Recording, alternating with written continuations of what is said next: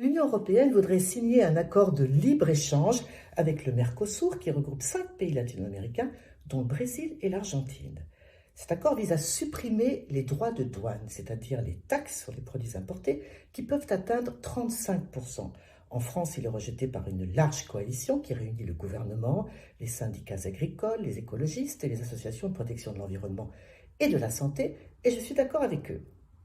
Les accords commerciaux de ce type profitent d'abord aux multinationales. Pour le Mercosur, on parle d'un accord viande contre voiture. De fait, l'Allemagne le soutient mordicus car il bénéficiera à ses constructeurs de voitures, mais aussi aux géants de la chimie comme Bayer et Monsanto, qui pourront augmenter leur vente de pesticides, y compris ceux interdits en Europe.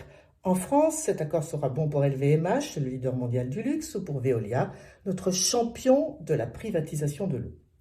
Alors, en contrepartie, il a bien fallu lâcher quelque chose aux pays latino-américains qui vendent surtout des produits agricoles. L'accord prévoit notamment l'importation de 90 000 tonnes supplémentaires de viande bovine, ce qui constitue une concurrence déloyale avec les éleveurs français, car en Argentine et au Brésil, les bovins sont engraissés avec des antibiotiques et avec des hormones de croissance, deux pratiques interdites en Europe qui permettent de réduire les coûts de production. Alors bien sûr, on nous promet qu'il y aura des contrôles aux frontières, blablabla. Bla bla bla.